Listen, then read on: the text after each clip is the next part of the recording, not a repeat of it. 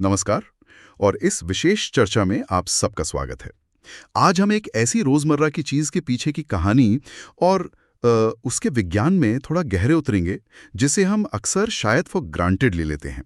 घड़ियां, ये मशीनें जो हमें वक्त बताती हैं, आखिर इतनी सटीक कैसे बनी? ये सफर कैसा रहा? नमस्ते। हाँ, ये सफर वाकई बहुत लंबा है, मतलब हजारों साल का। आप सोचिए, सूरज की छाया से हमने शुरुआत की और आज हम परमाणुओं के कंपन तक पहुंच गए। हम्म। तो ये सिर्फ टेक्नोलॉजी की कहानी नहीं है, ये इस बात की कहानी कि कैसे इंसान ने समय को समझने की कोशिश की, उसे मापने की और उस पर कह सकते हैं महारत हासिल करने की कोशिश की। सही बात है। और कैसे इस कोशिश ने हमारी पूरी दुनिया को ही बदल दिया। बिल्कुल। और इस पड़ताल के लिए हमारे पास कई अलग अलग तरह के स्रोत हैं, जैसे विकिपीडिया से घड़ियों और जो समुद्री क्रोनोमीटर होते हैं उन पर कुछ जानकारी है। हाँ। फोर्ब्स का एक लेख भी है जिसमें अमेरिका की पहली पेंडुलम घड़ी की एक बड़ी हैरान करने वाली कहानी है। ओ, वो वाली कहानी।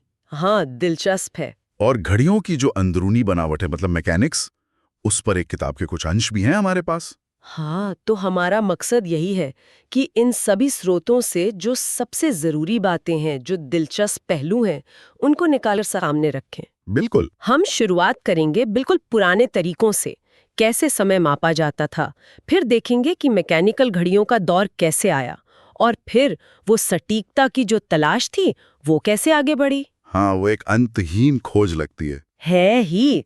और कैसे इस खोज ने समुद्री यात्राओं से लेकर हमारे आज के जीवन तक सब कुछ बदल दिया। और वो अमेरिका वाली कहानी का जिक्र आपने किया कि एक परफेक्ट घड़ी, मतलब यूरोप में बिल्कुल सही चल रही है, वो नई जगह जाकर गलत कैसे हो सकती है? हाँ, ये सुनने में ही अजीब लगता है ना। बहुत अजीब।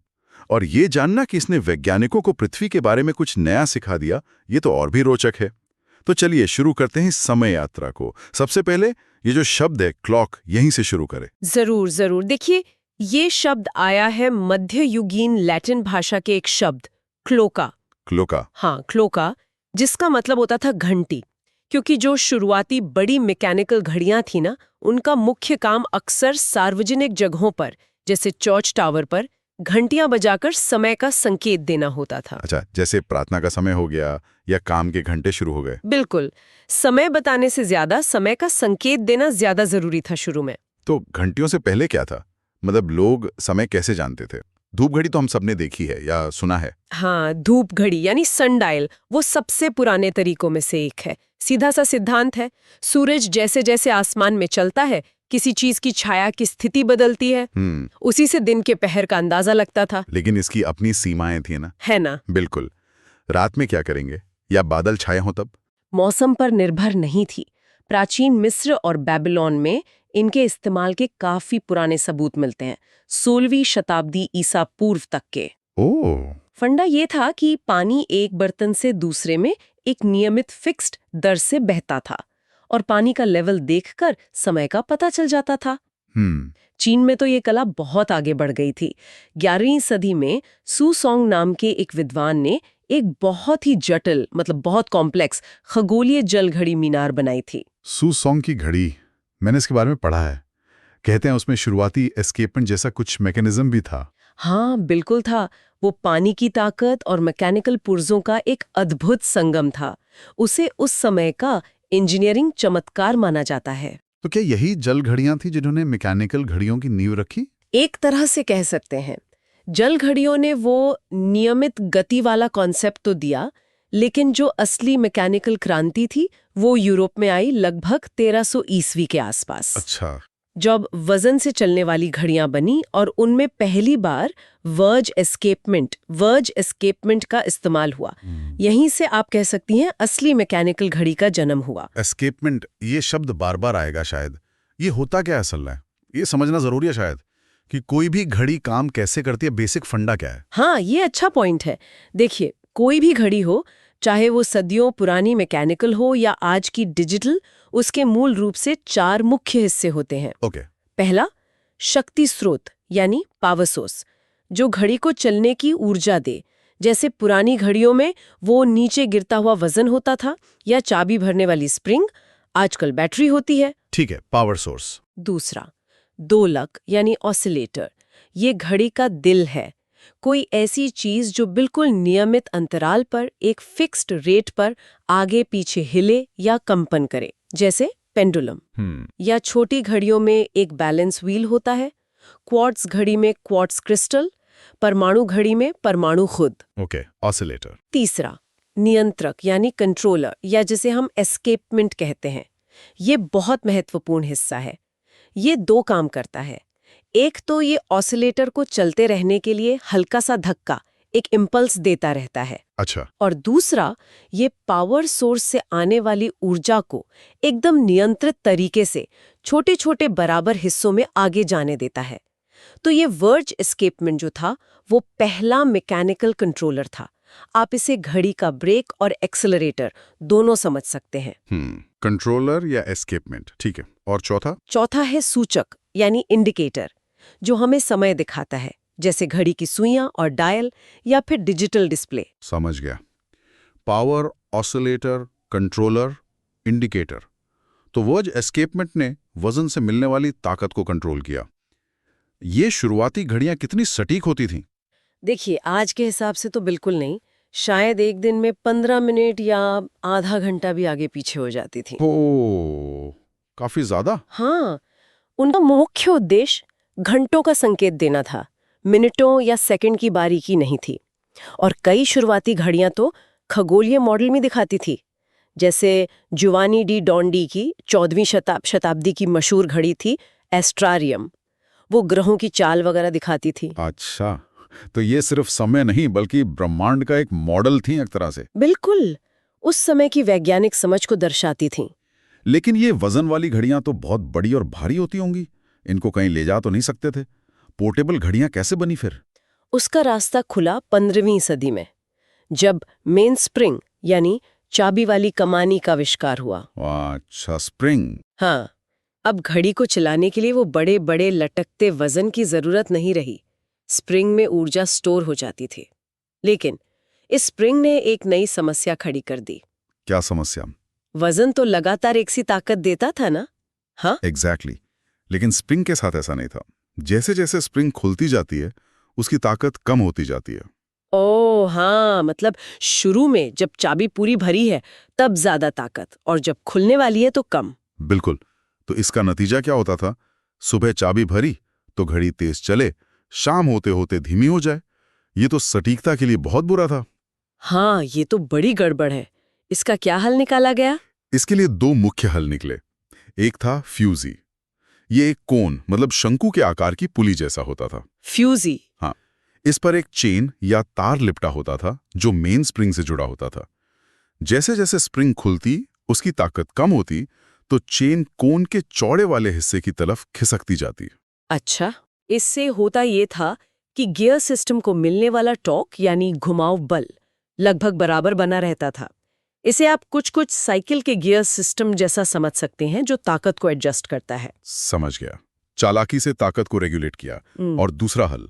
दूसरा एक मैकेनिज्म था स्टैकफ्रीड, लेकिन वो फ्यूसी जितना कामयाब या आम नहीं हुआ। ठीक है, तो अब हमारे पास स्प्रिंग से चलने वाली मतलब पोर्टेबल घड़ियां थीं, लेकिन वो सटीकता वाला मुद्दा अभी भी पूरी तरह हल नहीं हुआ था।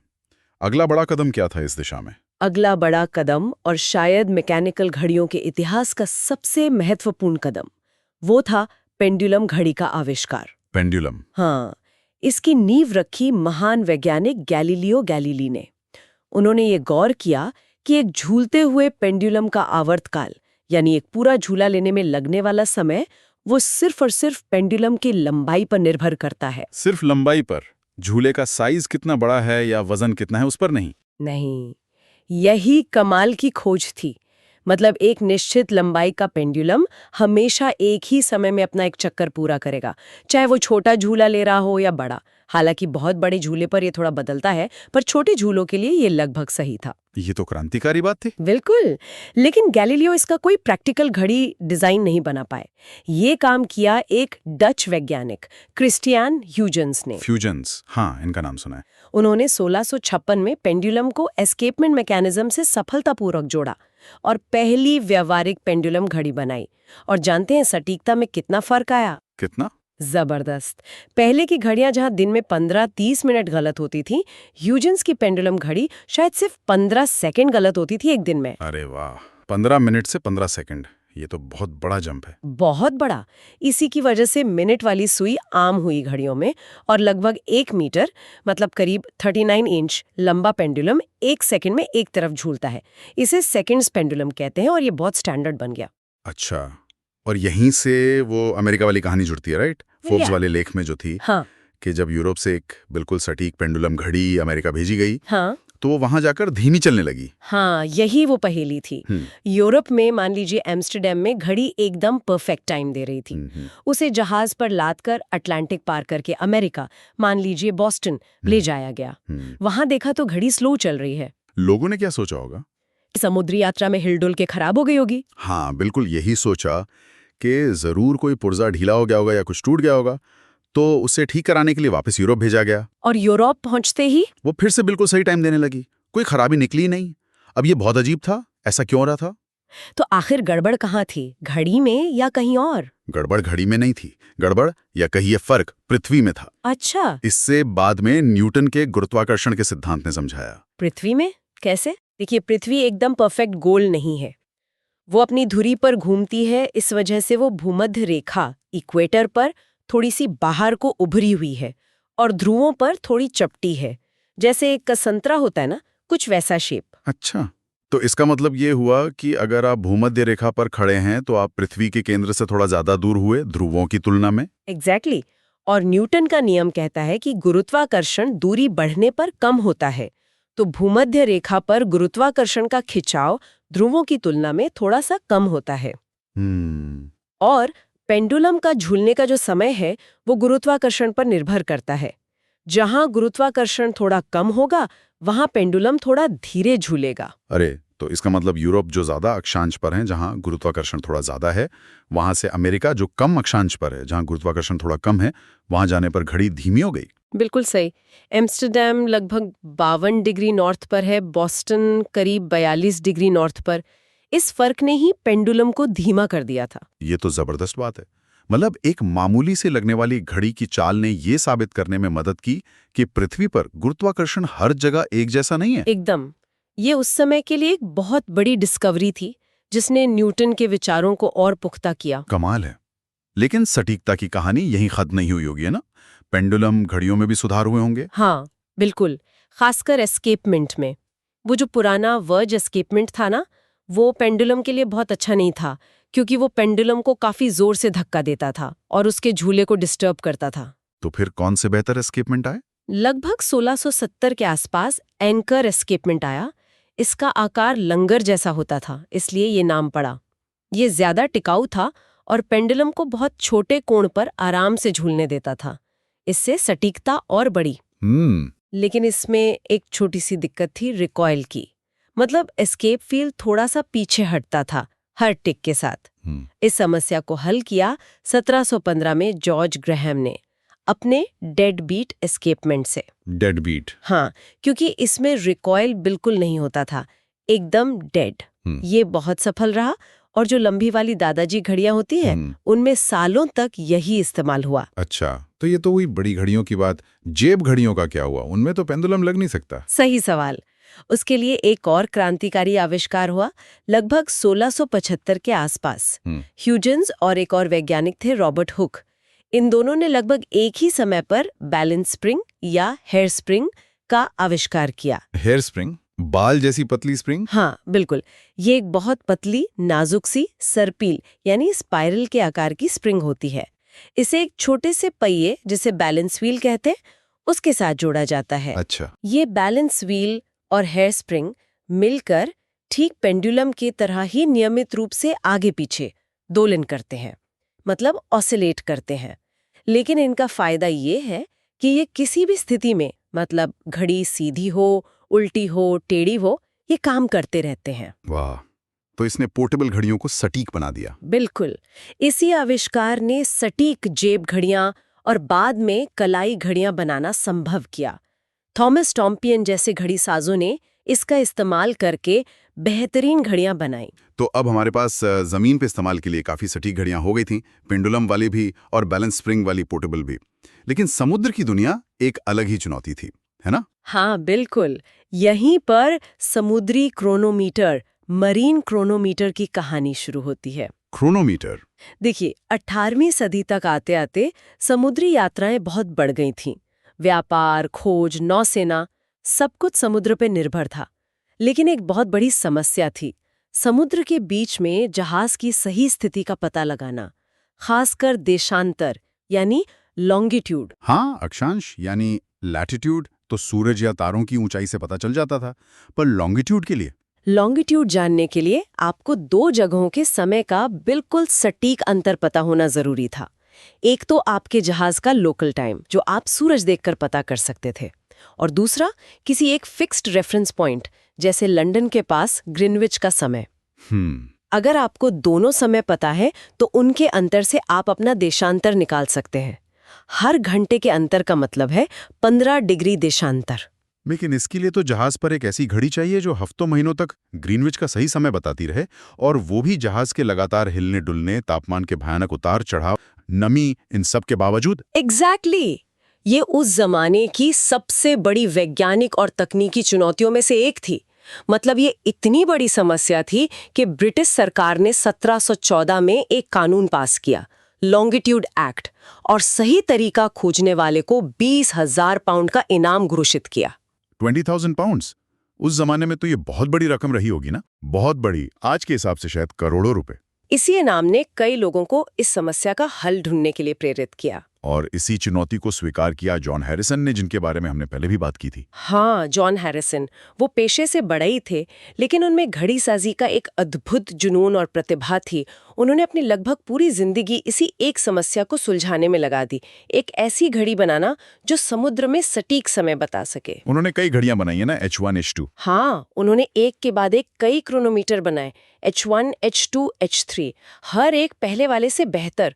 उन्होंने कई नई चीजें इजाद की, जैसे तापमान के असर को कम करने के लिए उन्होंने 2 अलग-अलग धातुओं की पट्टी, बायमेटालिक स्ट्रिप का इस्तेमाल किया, जो तापमान बदलने पर मुड़कर कॉम्पनसेशन करती थी।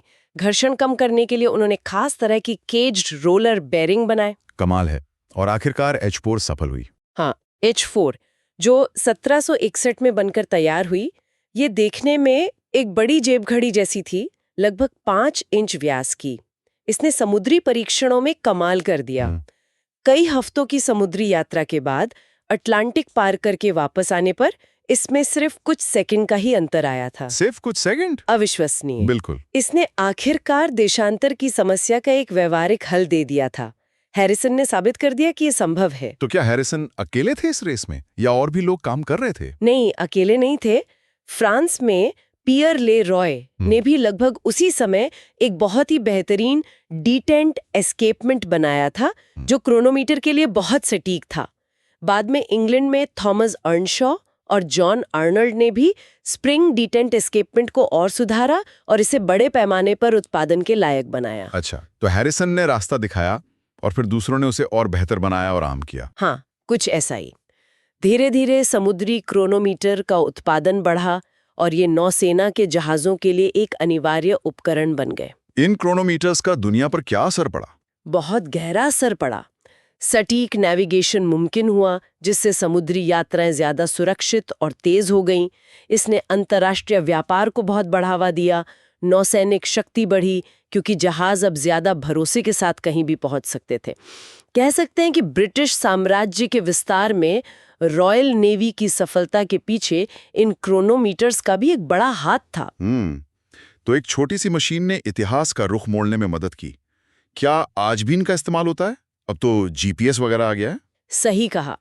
आज समुद्री नेविगेशन के लिए मुख्य रूप से सैटेलाइट सिस्टम जैसे जीपीएस, ग्लोनास यानी जीएनएसएस का ही इस्तेमाल होता है।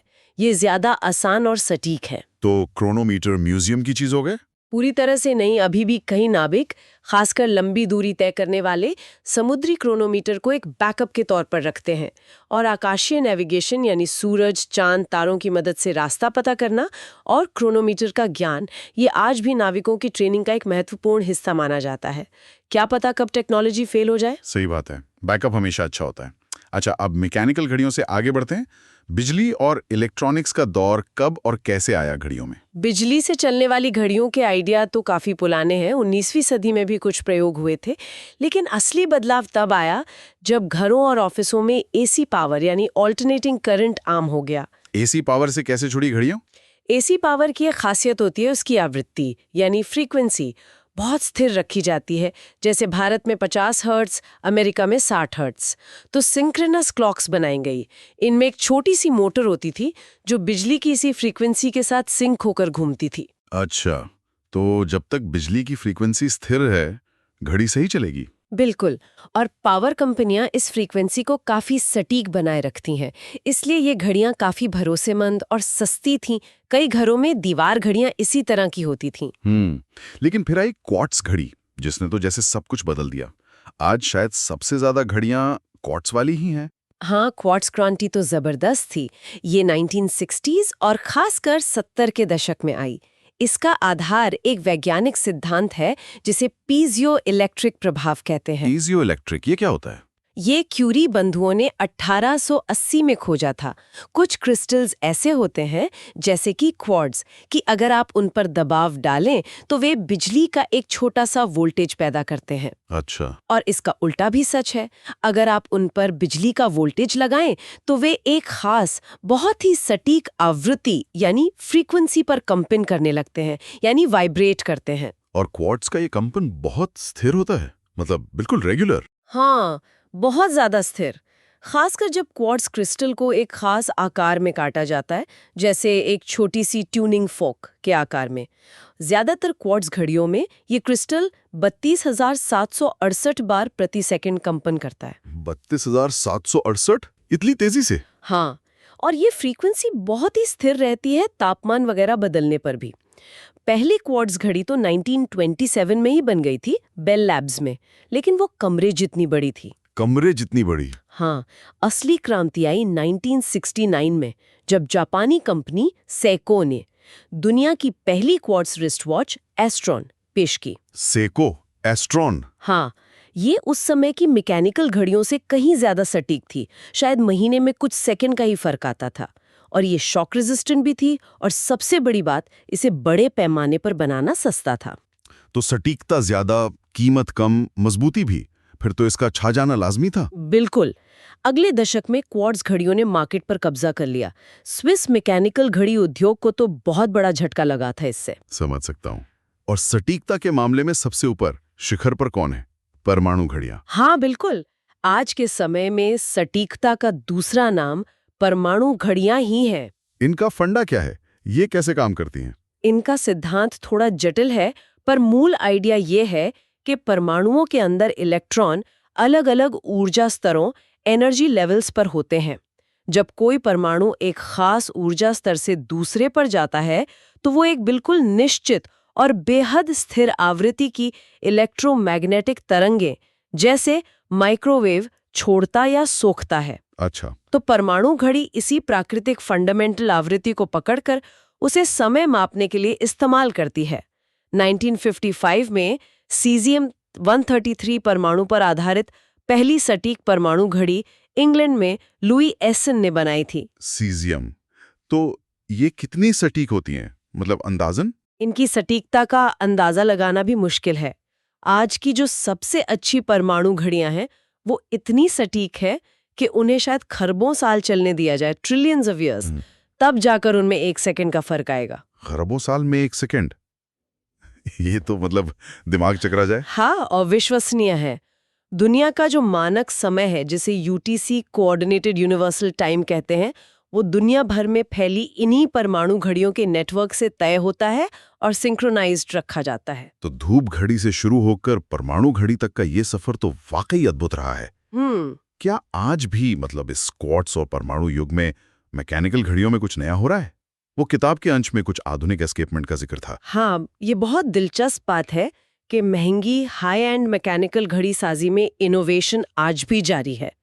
लोग आज भी उस पुरानी तकनीक को और बेहतर बनाने में लगे हैं। जैसे कि एक बहुत बड़ा नाम है जॉर्ज डैनियल्स का कोएक्सियल एस्केपमेंट।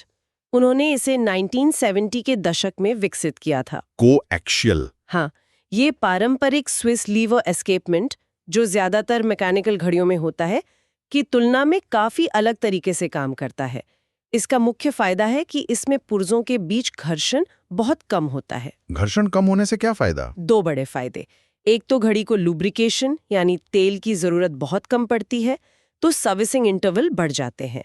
और दूसरा, कम घर्षण का मतलब है कि पावर का ट्रांसफर ज्यादा एफिशिएंट होता है और एस्केपमेंट का बैलेंस व्हील पर असर कम पड़ता है, जिससे घड़ी लंबे समय तक ज्यादा सटीक चलती है। अच्छा, तो ये एक बड़ा सुधार हुआ। क्या इसे इस्तेमाल किया जाता है? हाँ, मशहूर स्पेस ब्रांड ओमेगा ने इस टेक्नोलॉजी को खरीदा और वो अब अपनी कई घड़ियों में इसका इस्तेमाल करते हैं। इसे पिछले कुछ दशकों में मैकेनिकल वॉच मेकिंग के सबसे महत्वपूर्ण आविष्कारों में से एक माना जाता है। तो मतलब मैकेनिकल घड़ियों की कला अभी भी जिंदा है और विकसित हो रही है, खासकर लग्जरी सेगमेंट में। बिल्कुल जिंदा है। ये सिर्फ समय बताने का उपकरण नहीं, बल्कि इंजीनियरिंग, कला और परंपरा का संगम है। एक और उदाहरण है लुडविग ऑचलिंग का डुअल यूलिस एस्केपमेंट। ये भी एक बहुत ही इनोवेटिव डिजाइन है जो बहुत उच्च सटीकता का दावा करता है। तो हाँ, उस सदियों पुरानी मशीन को और बेहतर बनाने की कोशिश आज भी जारी है। ये जानना अच्छा लगा। अच्छा, तकनीक से थोड़ा हटकर बात करें तो क्या घड़ियों से जुड़े कुछ दिलचस्प सांस्कृतिक पहलू या मान्यताएं भी हैं? हाँ, कुछ तो है। जैसे आपने ब्रिटेन का जिक्र किया, वहाँ एक पुराना अंधविश्वास है कि अगर घर में किसी की मृत्यु होती है तो उस समय घर की कोई पुरानी घड़ी अचानक रुक जाती है। ओह, ऐसा मानते हैं? हाँ, लोक कथाओं ने इसका जिक्र मिलता है। और एक बिल्कुल अलग तरह की मान्यता चीन में है। वहाँ किसी को, खासकर किसी बुजुर्ग को, घड़ी तोहफे में देना बहुत अशुभ माना जाता है। घड़ी देना अशुभ क्यों? क्योंकि चीनी भाषा में घड़ी देने के लिए जो शब्द है सोंगजोंग, सोंगजोंग, उनका उच्चारण बिल्कुल वैसा ही है जैसा किसी के अंतिम संस्कार में शामिल होने के लिए है, सोंगजोंग। अरे, सिर्फ उच्चारण की वजह से? हाँ, इसलिए इसे बहुत बुरा शगुन माना जाता है। ये वाकई बहुत दिलचस्प है। तो हमने आज देखा कि कैसे समय मापने की जो जरूरत थी, उसने हमें धूप और पानी के इस्तेमाल से शुरू करवाया। हाँ, फिर मैकेनिकल गियर और स्प्रिंग आए, पेंडुलम ने क्रांति ला दी, बैलेंस व्हील में पोर्टेबिलिटी दी, और फिर एस्केपमेंट, जो उस ऊर्जा को नियंत्रित करने की कुंजी बना। और कैसे देशांतर की उस मुश्किल समस्या ने जॉन हैरिसन जैसे जुनूनी लोगों को वो अद्भुत समुद्री क्रोनोमीटर बनाने के लिए प्रेरित किया। बिल्कुल, जिसने दुनिया का नक्शा बदल दिया।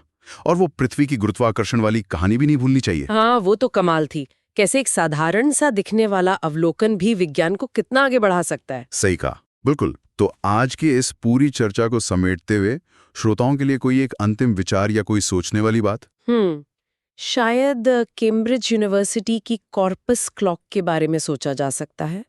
उसे 2008 में लगाया गया था।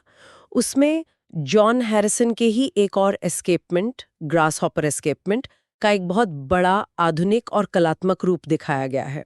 Grasshopper escapement? हाँ, और उस घड़ी के ऊपर सोने का बना एक बड़ा सा टिड्डा या ग्रासहॉपर जैसा कीड़ा बैठा है, जो हर सेकंड अपने जबड़े चलाता है जैसे समय को खा रहा हो, और हर मिनट के अंत में वो एक जोर की आवाज करता है। ओह, ये तो डरावना सा लगता है। हाँ, उसे क्रोनोफेज यानी समय भक्षी कहते हैं।